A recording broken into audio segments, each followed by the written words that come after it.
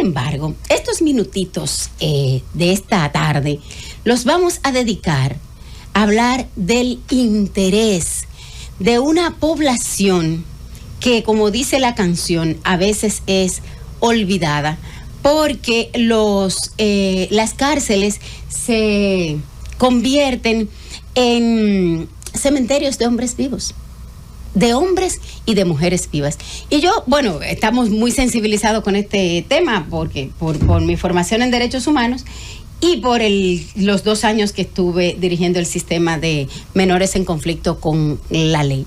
Por eso me complace muchísimo recibir con nosotros a mi hermano y compañero de estudios, Rodolfo Valentín, director nacional de la Dirección Nacional de Defensa Pública. Bienvenido. Muchas gracias.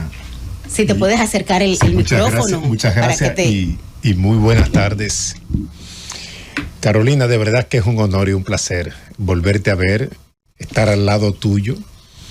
Duramos tanto tiempo, ¿no? Compartiendo aulas ahí. Compartiendo, discutiendo, analizando temas de derechos humanos y de derecho internacional humanitario. Y de verdad que debo de felicitarte por tu trayectoria, por tus intervenciones y sobre todo por el aporte que has hecho a la sociedad dominicana desde tus conocimientos. De verdad que eres digna de admirar como compañera, como amiga y como ente importante que aporta siempre temas positivos a la sociedad dominicana.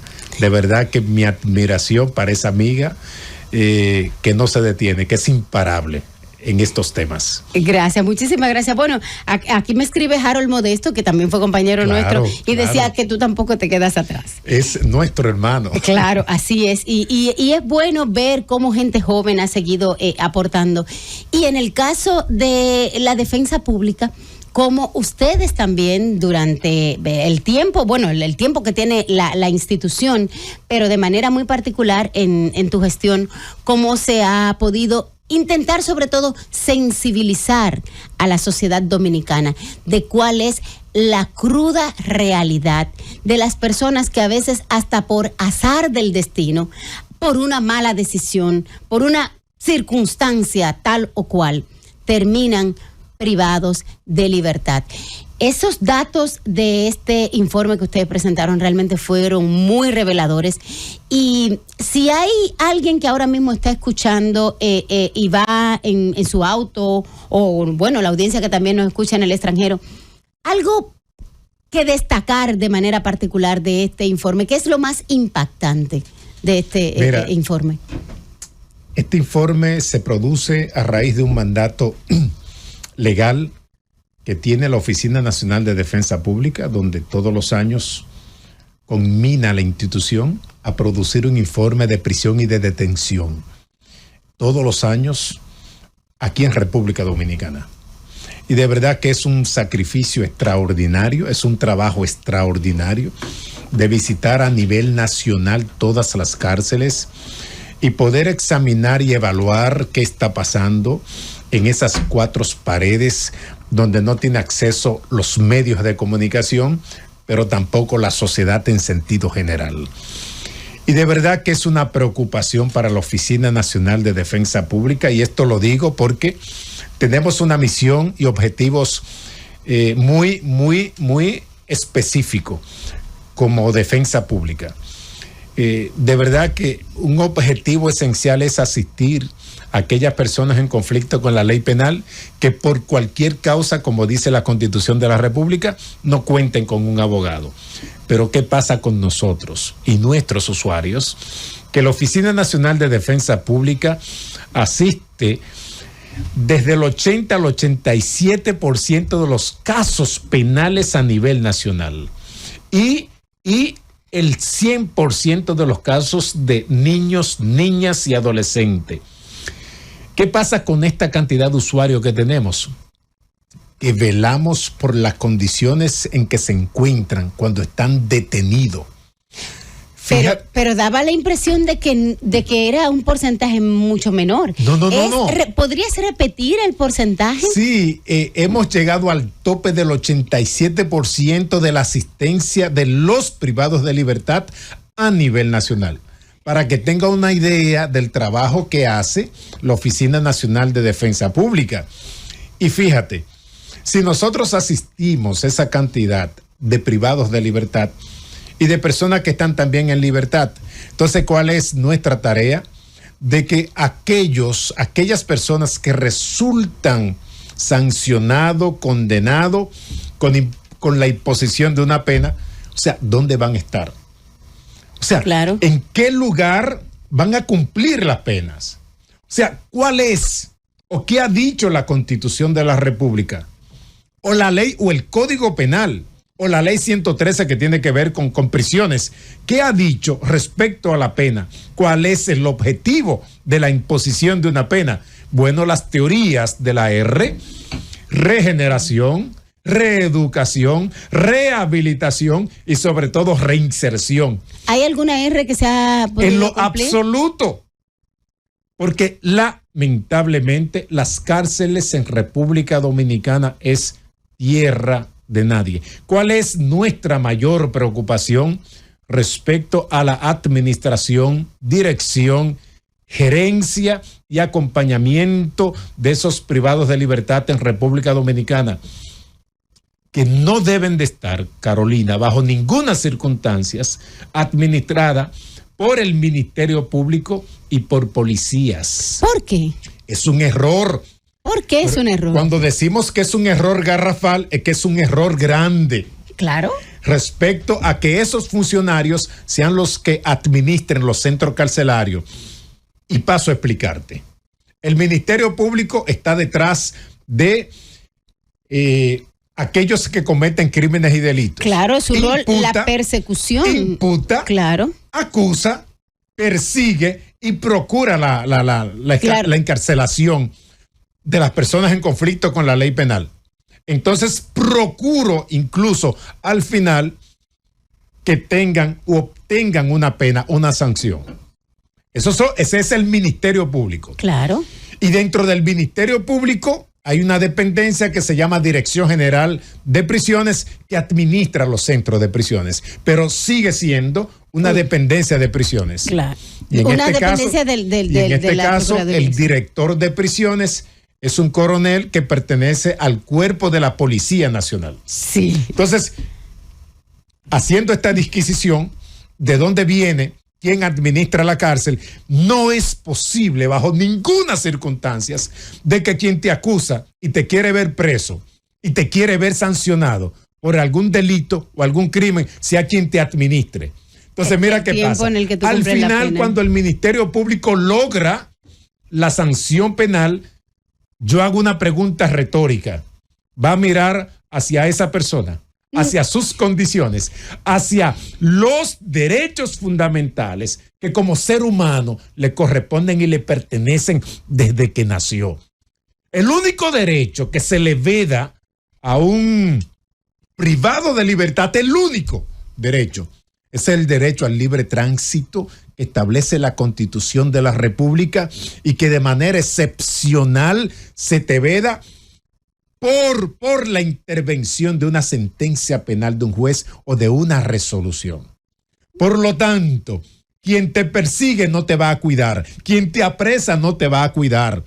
Quien quiere un castigo, una retribución, una imposición de pena, de verdad que no se va a preocupar por tus derechos fundamentales y el respeto a la dignidad que tú mereces como persona. Entonces, históricamente hablando, no por esta gestión solamente, históricamente hablando, hemos tenido el gran problema de quienes administran, son los que te llevan a ese lugar, Carolina, lugar y espacios donde ni siquiera animales deben de estar. Ni siquiera animales, ni siquiera. ¿Y qué pasó con la reforma del sistema penitenciario? O sea, ¿qué tiempo hace que inició ese proceso? Se supone que para esta fecha ya debíamos haber superado esos desafíos? Desde el 2005 se está trabajando con aquel nuevo modelo penitenciario que llevaba un rumbo extraordinariamente positivo y estaba cambiando de verdad la vida de los privados de libertad. Claro, se torció, Carolina. En el tiempo se torció. ¿Sabe qué está pasando en el día de hoy? ¿Qué está pasando? Que el modelo tradicional, sí, donde es tierra de nadie, donde no existe respeto a la dignidad del ser humano, ha absorbido el nuevo modelo. ¿Y cómo es eso posible? Bueno, es posible cuando no tenemos métodos, cuando no tenemos constancia y cuando no tenemos organización y una buena administración. Sobre todo cuando no tenemos un plan estratégico, un plan operativo y cuando no tenemos la concepción del principio de progresividad de los derechos humanos. Cuando esto no pasa, el deterioro es inminente respecto a lo que una vez se inició. ¿Y entonces qué se puede hacer? Bueno, de verdad que debo de resaltar el interés que indefectiblemente ha tenido el señor presidente de la República y ha creado incluso comisiones para que colaboren con la reforma penitenciaria en República Dominicana.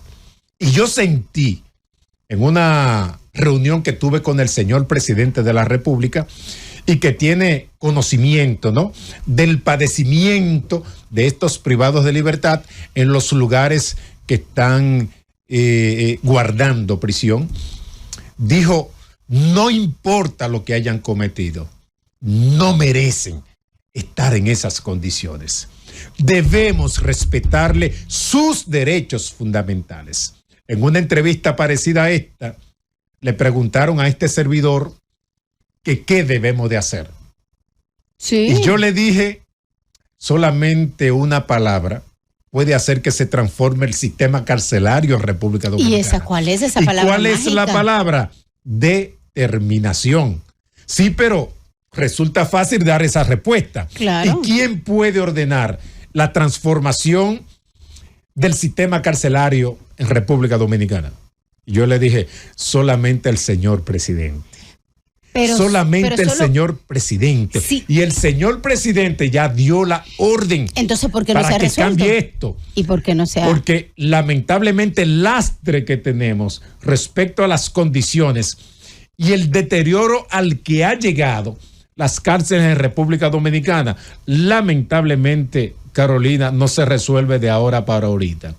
Esas comisiones están trabajando a todo vapor, porque primero debemos tener una planificación, debemos tener un plan y debemos tener una plataforma para poder hacer los traslados. Entonces, se está realizando todo ese trabajo, pero mientras tanto, déjame decirte, la ley todavía responsabiliza a la Fiscalía, al Ministerio Público, Procuraduría General, Dirección de Prisiones, y yo pregunto, esas comisiones que ha creado el presidente de la República es para que nosotros nos atribuyamos lo que la ley le atribuye a esos órganos. No. Por lo tanto, independientemente se hayan creado esas comisiones, es responsabilidad de ellos, claro, legalmente hablando, mejorar la administración, la dirección y las condiciones de esos privados de libertad. No es que el presidente haya creado comisión para que ellos miren hacia otro lado. Y entonces no es el propósito de esas comisiones. No. Y otra cosa, no es responsabilidad ni atribución de la defensa pública tratar inclusive estos temas que corresponden a esos órganos. Pero si nadie lo hace, debe de aparecer Montesino vociferando, reclamando y diciendo: esos seres humanos tienen dignidad y merecen ser tratados como personas. No hay, Carolina, no hay en República Dominicana una sentencia ni una resolución que condene y que envíe para que vivan y se mantengan en las condiciones en que están los privados de libertad. No hay una sentencia que diga que usted debe de dormir al lado de una letrina, al lado, encima de heces fecales, encima de orina, en habitaciones sin ventilaciones, en alimentaciones. Es que se pueden llamar habitaciones. En alimentaciones precarias, en celdas 2x2 y 3x3, donde hayan 30 privados de libertad.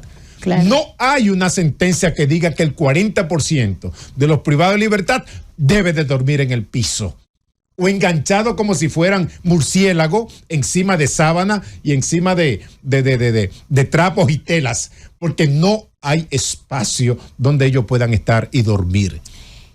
El informe hablaba de las condiciones de detención y de prisión en la República Dominicana. ¿Cuál es actualmente la población? ¿Cómo se compone la población de privados de libertad en República Dominicana? Bueno, ¿a qué número asciende? ¿Cuántos son hombres? ¿Cuántos son mujeres? ¿Cuántos del otro modelo? ¿Cuántos de este modelo? Para tener como una idea general de qué está pasando. Mira, lamentablemente... O sea, en porcentaje, no en número, mira, claro. Lamentablemente la estructura de los centros carcelarios es de los que tienen privilegiados, de los que son privilegiados y los hijos de Machepa. O sea, no hay un principio de igualdad allí. Yo en principio dije, ¿no?, que era tierra de nadie. Sí. Y cuando hay un desorden, todo el mundo en ese desorden se beneficia y se perjudica. Y así están las cárceles en República Dominicana. Se beneficia y se perjudica. Porque el refrán dice que mal revuelto, ganancia de pescadores. Pero aquí no, aquí hay ganancia y hay perjuicio. Y perjuicio también, porque la gran mayoría vive en las condiciones que yo te digo. Okay. Y hay otros que tienen condiciones mejores y más adecuadas que la que merecen la gran mayoría también, y no debe ser.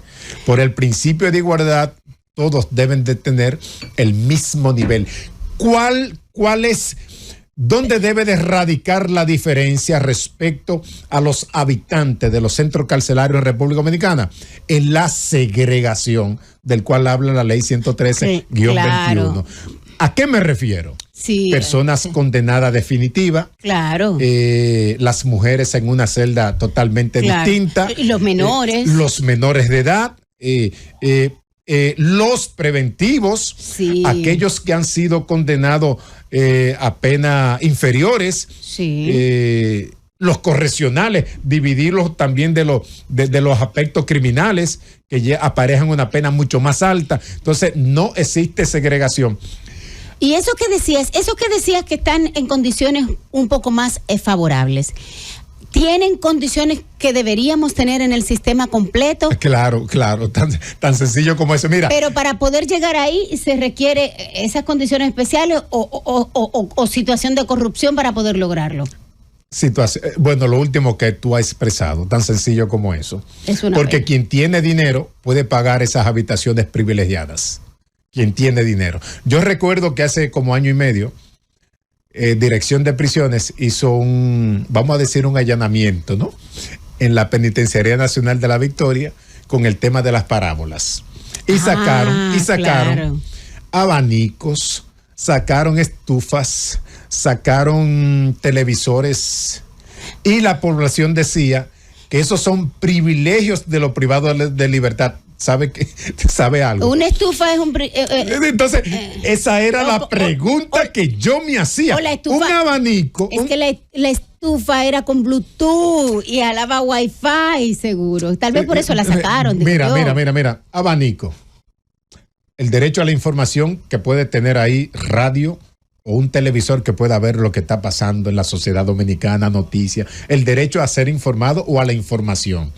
Es un derecho que hasta distraerse. Es un derecho que no se le veda a un privado de libertad, ni tampoco es un privilegio. Tener una neverita de agua no es un privilegio tampoco. Tener un abanico no es... O sea, las necesidades básicas que los privados de libertad se suplen a aquellos que tienen los medios, no son privilegios. Todas esas necesidades básicas deben de tenerla todos los privados de libertad en igualdad de condiciones, y esto no está pasando. El tema es que como el sistema no lo provee en igualdad a todos, entonces los que pueden proveérselo por sus propios medios, ahí es que tienen el privilegio. Y yo me hago una pregunta. Los que no pueden, los hijos de Machepa, los infelices, los que duermen en el piso, que no tienen dónde resguardar su cabeza, no tienen la posibilidad de introducir ni siquiera un abanico de mano. ¿Cómo lo hacen y quiénes lo hacen? ¿Y cómo se lo permiten? Es una pregunta que yo me hago. Claro. O sea, es de gratis. Una parábola de 5 pies, de 4 pies, para una habitación determinada o para un espacio determinado, lo introduce una señora en chancleta. En el brasier. En chancleta. Una señora que va a visitar a su hijo de Guachupita, de Cristo Rey, que no tenga para desayunarse y comer al mediodía. Esa señora es la que introduce esa parábola. No creo. Una plasma. No, claro. Un Smart TV. Claro que no. Entonces, para permitir la entrada de estos electrodomésticos o estos llamados, entre comillas, privilegios, que todos lo deben tener como necesidades básicas, ¿cómo entran? ¿De gratis? No. Entonces es un tema también de administración. Claro. Es un tema de gestión, de gerencia, es un tema de cómo los directores de los centros manejan los centros. Usted está diciendo palabras muy fuertes. Es que alguien que me explique otra forma de explicar lo que yo estoy diciendo. No hay otra forma de explicar esto, no lo hay, no existe. ¿Y cuáles son los principales desafíos que tiene la Dirección de Defensa Pública en el objetivo de cumplir su propósito permanente? Porque ustedes defienden delincuentes. Mira, el presidente de la República nos encomendó una tarea, y es ser parte de que a través del decreto 186-24 nos incluyó en ese staff de profesionales para acompañar y colaborar en la reforma penitenciaria. Uh-huh. Y nosotros vamos a hacer todo el esfuerzo posible con esa determinación con la que nos designó el señor presidente de la República a que el cambio, la transformación y el acompañamiento a los privados de libertad y el respeto a la dignidad sea una realidad en República Dominicana. Qué bueno, pero no me estás respondiendo. Yo te preguntaba, ¿cuáles son los principales desafíos que tienen ustedes? Tú decías al principio de la entrevista que Defensa Pública, como algunas personas piensan, no solo atiende a personas en conflicto con la ley privados de libertad.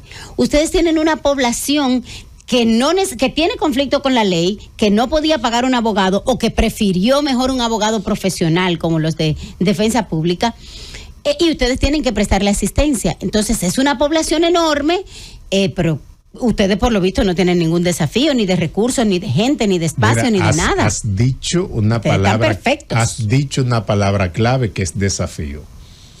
Hay un desafío por lo cual lo libramos, lo ganamos, lo obtuvimos, y es que logramos que los órganos rectores del Estado que tienen que ver con la administración pública nos reconocieran como órgano constitucional del sistema de justicia en República Dominicana. Así es. Tuvimos, Carolina, que demandar ante un tercero imparcial, en este caso el Tribunal Constitucional, para que los órganos rectores del Estado reconocieran que la defensa pública es un órgano constitucional que no está adscrito a ningún poder del Estado.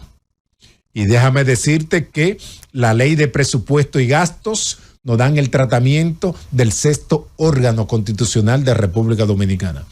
Es un desafío que superamos, porque el Tribunal Constitucional muy bien dijo que el derecho que tiene una persona, ese derecho fundamental a la defensa, no puede tener injerencia de ningún poder clásico del Estado. Claro. Ni de ninguna institución. Entonces, y ese reconocimiento nos lo dio el Poder Ejecutivo, nos lo dio Hacienda, el Ministerio de Administración Pública, que la parte de los recursos Contraloría, Eso está bien. O sea, ellos reconocieron que la defensa pública verdaderamente es un órgano constitucional del Estado Dominicano. Otro desafío. No, espérate, porque recuérdate que esta emisora tiene un rol de orientar a la ciudadanía. Entonces, la defensa pública es el sexto órgano reconocido pero por no el es tribunal.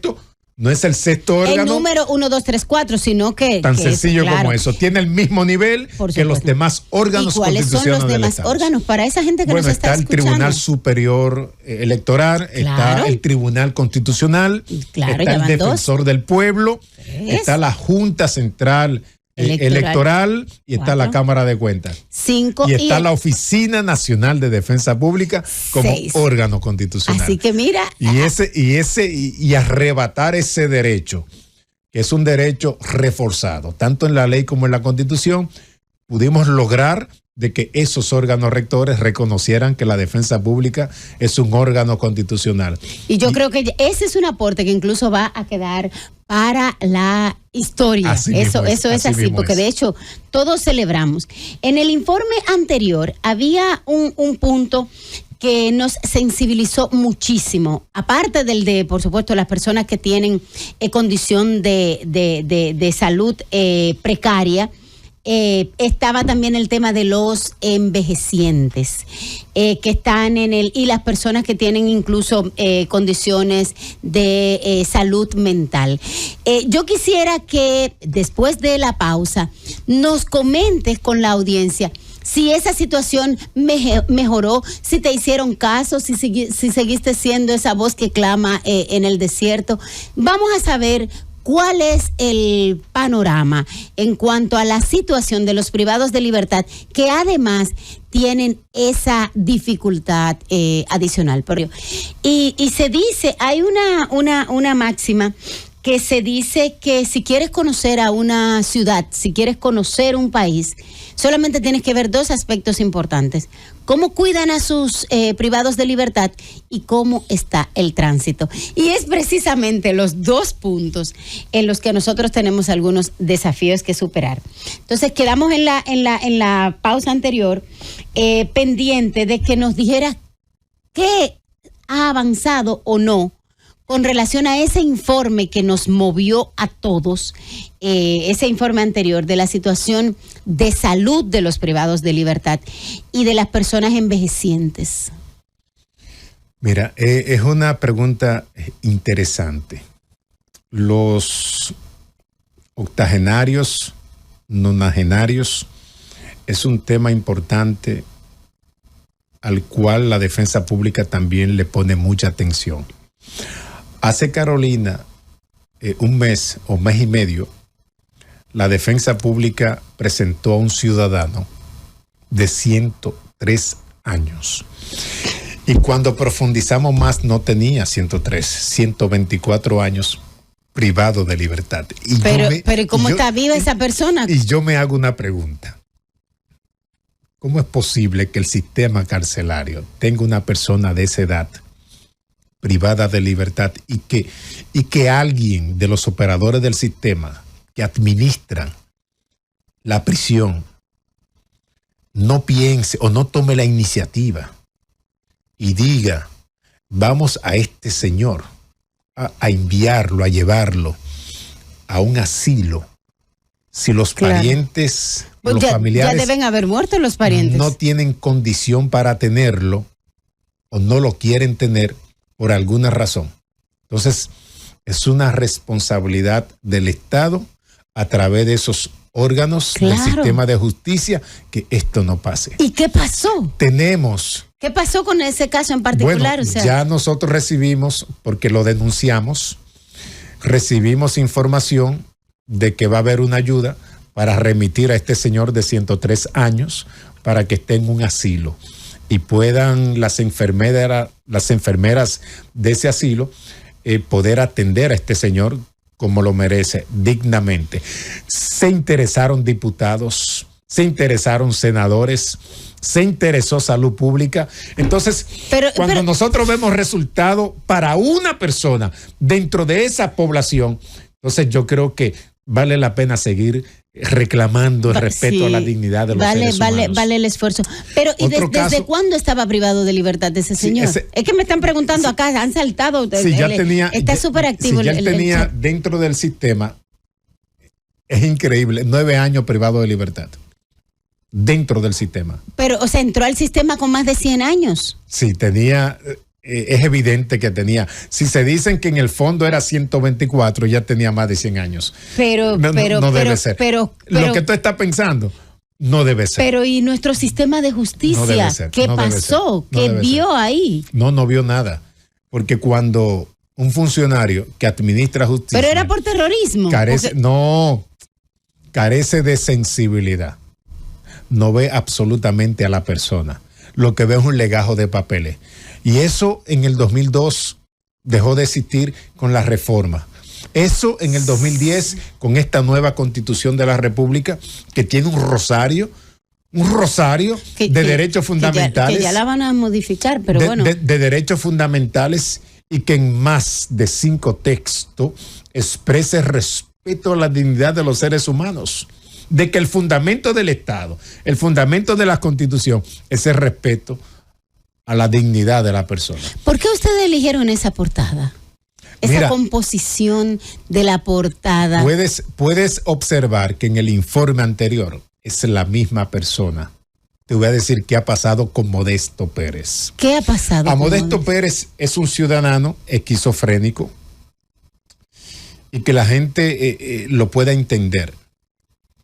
No ha sido condenado porque es un enajenado mental, claro, con una patología psiquiátrica, y el Código Penal, el Código Procesal Penal para personas privadas de libertad con algún trastorno mental psiquiátrico son inimputables. ¿Y por qué? Esto quiere decir que no pueden ser juzgados ni procesados, sino que ameritan una medida de seguridad. ¿Y por qué no está en un hospital psiquiátrico? Hemos realizado amparo, hemos tenido ganancia de causa, y a Modesto, el último amparo que tuvimos en La Vega a favor de Modesto, lo remitía al hospital psiquiátrico Padre Villinis, en este caso el que está localizado en la zona colonial. ¿Y por qué no se ha procesado? Vestimos a Modesto. Claro. Le pusimos su ropa porque tú lo ves desnudo en esa foto, en una estrecha habitación, húmeda, sin ventilación, lúgubre, oscura. Sí. Y come en el piso. Peor que un animal. Y come en el piso. Cuando logramos que Dirección de Prisiones traslade a Modesto allí a ese hospital, no lo recibieron. ¿Sabe cuál fue la respuesta? ¿Qué? Porque nosotros no recibimos a personas en esas condiciones. ¿Y qué hacer con ellos entonces? Nos dolió en el alma esa respuesta. Pero ¿cómo que no recibe? ¿Y el hospital no es para eso, para recibir personas? Es para eso, y esa fue la respuesta de ese hospital.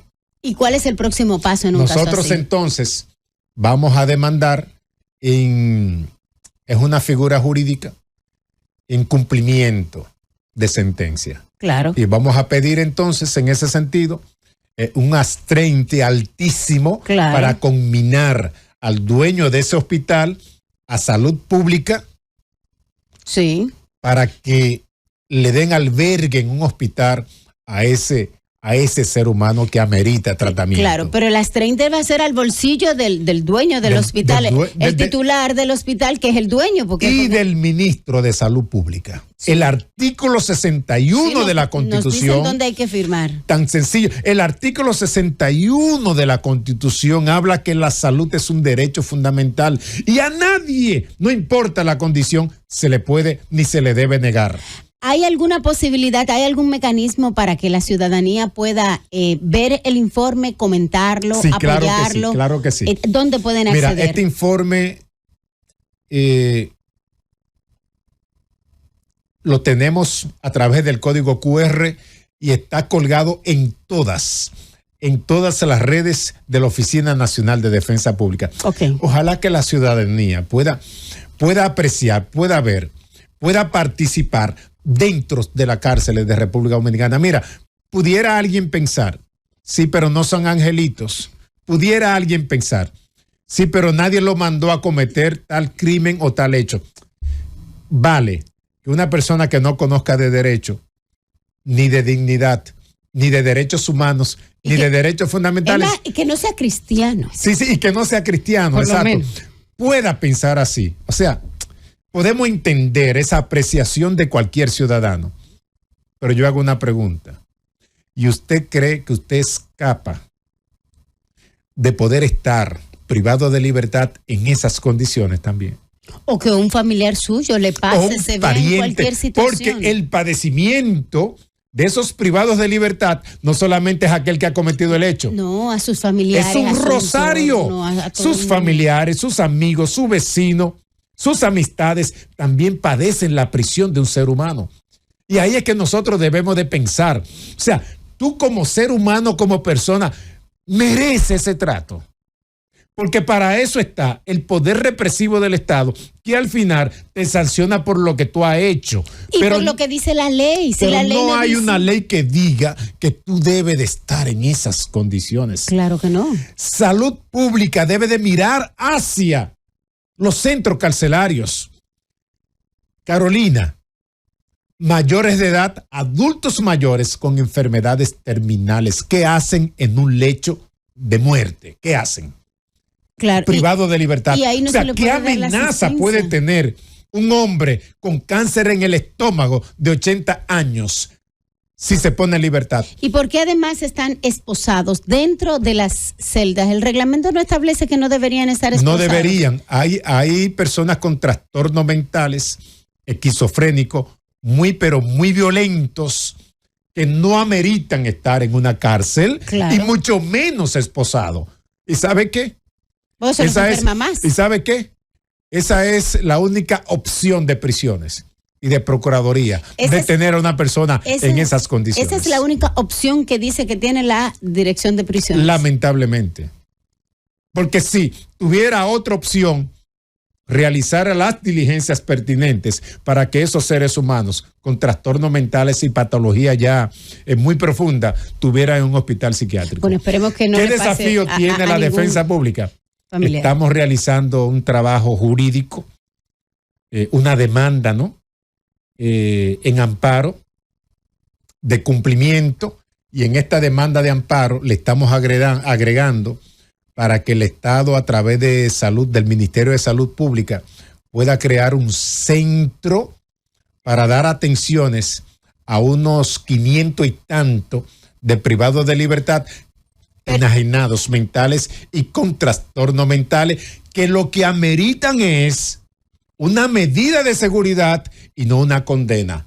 Porque aquellos que están en esas condiciones, el Código Penal prohíbe, al igual que el Código Procesal Penal, que un enajenado mental sea juzgado porque no tiene forma de entender el proceso. Claro, pero tampoco pueden estar en la calle porque representan un riesgo para ellos mismos y para la sociedad. Por eso el legislador establece una medida de seguridad, claro, que es una medida paralela a una sanción penal.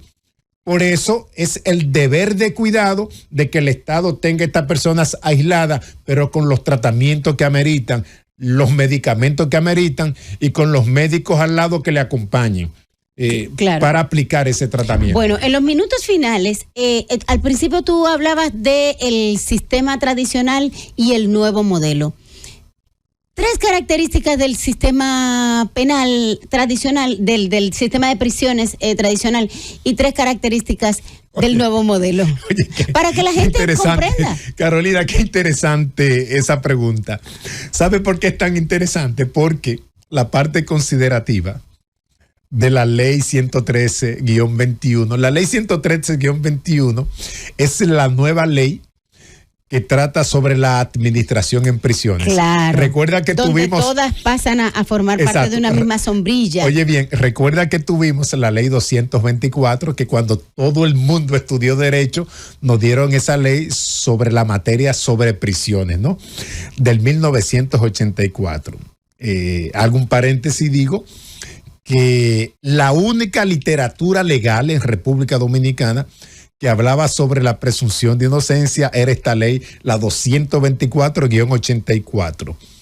Hasta el 2010, ninguna constitución había hablado sobre la presunción de inocencia. Es increíble. Esta ley, la 113-21, que manda incluso a redactar un reglamento que a la fecha, Carolina, no se ha hecho. Sí, aquí duran 14 años. Es una ley que la estudiamos profundamente, hicimos recomendaciones respecto a ella, pero después de haber sido producida, porque nos sorprendió a todo esa ley. También sucede. Nos sorprendió a toda esa ley. ¿Y qué apreciación tenemos? Que creemos que las leyes van a cambiar paradigma si no cambiamos la mentalidad de los funcionarios. Claro, eso es como cuando le cambian el uniforme y creen que ya va a cambiar todo. Entonces, tres características del viejo y del nuevo. Entonces, esa parte considerativa decía que el nuevo modelo penitenciario no fue efectivo. Por eso, sí, esa fue la fundamentación de la parte introductoria o considerativa de la ley 113-21, que el nuevo modelo no ha sido efectivo y que amerita una nueva norma que regule esta situación. Y de hecho, ya no divide un nuevo modelo y un modelo tradicional. No existe esa división. ¿Sabe qué ha pasado con el nuevo modelo? ¿Qué ha pasado? Que el modelo tradicional ha absorbido el nuevo modelo y las prácticas que se realizan, las malas prácticas que se realizan en el modelo tradicional, donde es tierra de nadie, está pasando también en el nuevo modelo lamentablemente. Entonces no se puede decir, pero qué bueno queda, excepcionalmente, bueno, quedan los vestigios de un modelo que prometía grandes cambios dentro del sistema penitenciario en República Dominicana. Los dejamos caer porque dejamos de mirar hacia allá. ¿Sabe qué? Entonces debemos de redoblar ahora aquellos esfuerzos que se hicieron para poder enderezar entonces ambos modelos. Bueno, y con este minuto que nos queda, ahora que a partir de mañana comienza el porvenir, comienza un nuevo ciclo, ¿qué podemos hacer para mejorar eso y que 2 años después no estemos otra vez repitiendo esta triste historia? ¿Qué hacer en este minuto? Mira, debemos de cambiar quienes administran los centros carcelarios, lo primero. Sacar al Ministerio Público para que administre cárcel, que no hayan policías. Y sobre todo, formar de nuevo, retomar la formación de aquellos vigilantes penitenciarios, de aquellos que administren cárceles. Y los vigilantes que se encuentren en el día de hoy, también sacarlo. ¿Sabe por qué? Porque hemos tenido que denunciar golpes, maltratos, tratos inhumanos, degradantes de esos agentes, que ya asumieron vicios y sesgos de aquellos policías de los centros tradicionales. A esos también hay que sacarlo, excluirlo, excluirlo en el buen sentido de la palabra. Entonces, la reflexión que nos queda es mover a prisiones del Ministerio Público. Claro. Y quitarle la parte de la seguridad y la protección. A los guardias y a los policías. A los guardias y policías. Y permítame. Y traer vigilantes nuevos. Permíteme concluir y darle un mensaje a la sociedad dominicana.